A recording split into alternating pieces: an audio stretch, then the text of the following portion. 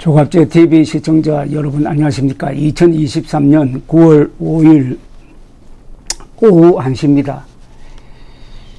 우리나라 가수들 중에 최고의 목소리를 가졌다는 평을 받는 황영웅 가수가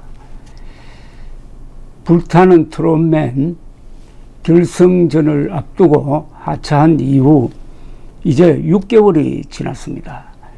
6개월 동안 한국의 언론은 들고 일어나 가지고 한 개인을 짓밟는데 온갖 명예훼손적 행태를 보여 가지고 이것은 언론폭력이다, 언폭이다 라는 새로운 조어를 만들어낼 정도였습니다.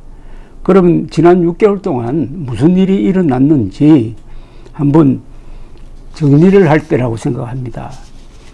황영웅이 부른 노래의 신비한 치유 효과, 그리고 힘없는 신인 가수에 대한 한국 언론의 무자비한 인권 탄압, 그리고 이에 반발한 서민청의 일종의 저항운동이 동시에 진행되었습니다.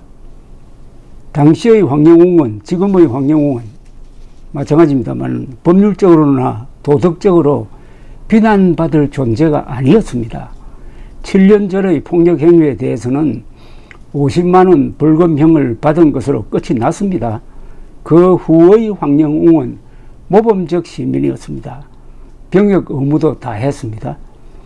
학생 때의 주먹 다짐설은 학교에서 공식적으로 문제된 적이 없어가지고 학폭으로 분류될 수가 없습니다. 대학 입시에 영향을 주는 폭력은 학교의 징계 기록으로 남아야 하는데 황영웅은 그런 경우에 해당하지 않습니다. 기타 폭행 주장은 익명 폭로자의 일방적인 말일 뿐 사실로 검증된 것이 없습니다. 자기의 이름을 숨기고 얼굴을 숨기고 황영웅을 비판하는 이런 것은 주장일 뿐이지 사실이 아닙니다.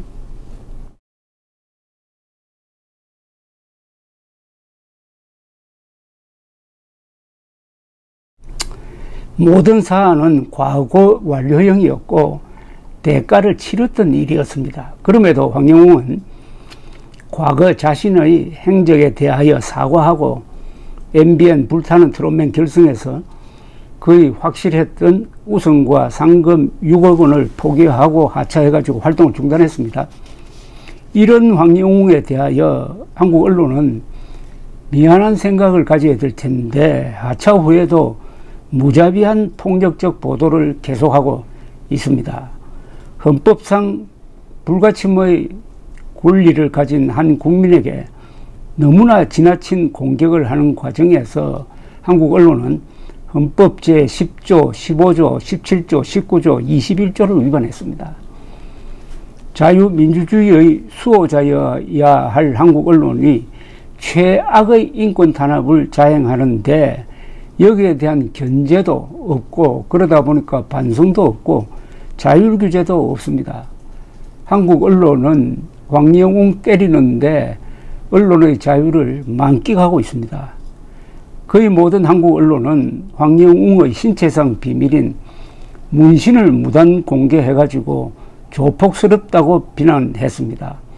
아직도 이들 사진을 내리지 않고 있는 언론사가 대부분인데 모든 국민은 사생활의 비밀과 자유를 침해받지 않는다는 헌법 제17조 위반이고 명백한 명예훼손 행위로서 거액의 손해배상 청구 소송에 스스로를 노출시켜 놓고 있는데도 불구하고 이렇게 하는 것은 황영웅 뒤에는 아무도 없다, 황영웅은 만만한 존재다, 그러면은 밟아도 꿈틀대지 않는다 하는 생각을 갖고 있다고 밖에 볼 수 없습니다.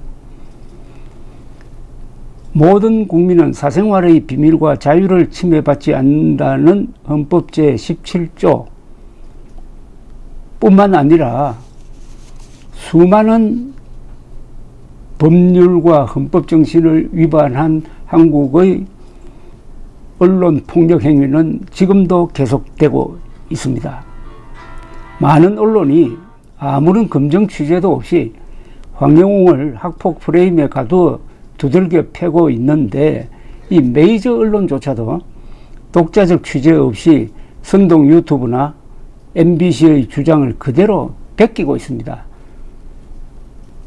주류 언론마저도 힘없는 시민 황영웅에 대한 가학적 집단 폭행에 가담하니까 학폭보다 피해 규모가 더 큰 음폭으로 자리매김되고 있는 겁니다. 한국 언론은 상금을 포기하고 활동을 중단한 황영웅에게 그 뒤에도 자숙 반성을 줄기차게 요구하고 있습니다. 활동 재개 움직임을 보이면은 또 들고 일어나서 공격을 하고 있습니다. 이는 모든 국민은 양심의 자유를 가진다는 헌법 제19조와 모든 국민은 직업선택의 자유를 가진다는 헌법 제15조, 그리고 모든 국민은 표현의 자유를 가진다는 헌법 제21조 위반으로서 한국 언론의 폭군화 현상이라고 할 것입니다. 천재 가수에게 노래 부르지 말라고 협박하는 언론에는 언론 자유를 박탈함이 가할지 모르겠습니다. MBC 계열사 IMBC는 전과자 황영웅 갱생 실패라는 폐륜적 제목의 기사를 올리고 황영웅을 변호하는 이들을 무지한 노인들의 아둔한 팬심이라고 비방했습니다. 조선일보는 황영웅이 활동 재개 움직임을 보인다고 영웅 이름에 먹칠 뻔뻔하게 기웃기웃이라는 폭력적 제목을 달았습니다. 대부분의 한국 언론은 이념적 경계선을 넘어 황영웅 보도에서는 보도의 원칙을 포기했습니다. 한국 언론의 이런 행위는 저항이 불가능한 한 무력한 개인에 대한 집단 폭행적 공격이라는 점에서 한국 언론의 흑역사로 기록될 것이고, 대한민국 헌법이 보장하는 개인의 인권에 대한 전면적 도전입니다. 헌법 제10조는 모든 국민은 인간으로서의 존엄과 가치를 가지며 행복을 추구할 권리를 가진다. 국가는 개인이 가지는 불가침의 기본적 인권을 확인하고 이를 보장할 의무를 진다라고 되어 있습니다. 필요할 때만 인권과 자유를 외치는 한국 언론은 무정한 상태인 황영웅 개인의 기본적 인권에 대한 총공격을 멈출 생각조차 하지 않고 있습니다. 그럼에도 황영웅의 노래는 음원시장에서 날로 인기가 높아지고 있고, TV조선이 밀어주는 안성훈, MBN이 띄우는 손태진보다도 앞서갑니다. 팬카페 가입자 수는 4만 명을 넘어 계속 늘고 있습니다. 무대를 내려온 가수의 노래는 랭킹이 계속 올라가고 있습니다. 이는 언론 폭력에 대한 서민들의 저항이고, 먹물 먹은 기자들에 대한 눈물 먹고 사는 생활인들의 도전이고 승리라고 할 것입니다. 황영웅 노래로 마음과 몸의 병을 치유하고 있다는 이들이 너무나 많습니다. 한국 사회의 바닥에서 열심히 살다가 상처받고 쓰러진 사람, 다시 일어나 심신을 추스리는 이들이 특히 황영웅 노래로 위안을 받는 정도가 아니라 우울증, 암투병의 고통, 불면증에서 벗어났다면서 하루에도 수십 번씩 황영웅 노래를 반복 청취한다고 증언하고 있습니다. 황영웅 노래로 몸과 마음의 고통을 달래고 있는 사람들은 수만 명, 수십만 명이 될지 모릅니다. 지금의 황영웅은 윤석열 대통령 다음으로 선한 영향력을 미치는 한국인이 아닐까 하는 생각도 듭니다. 그래서 허공의 작곡가 정풍송 선생은 작곡 생활 60년에 처음 보는 현상이라면서 그를 프랑스의 국민 가수 에디드 피아프에게 비교하고 최고의 목소리에 훈련을 덧붙인다면 세계적 가수가 될 것이라고도 했습니다. 그런 천재에게 노래 부르지 말라고 협박하는 사람들이 조폭이 아니고 기자라는 데 문제의 심각성이 있습니다. 감사합니다.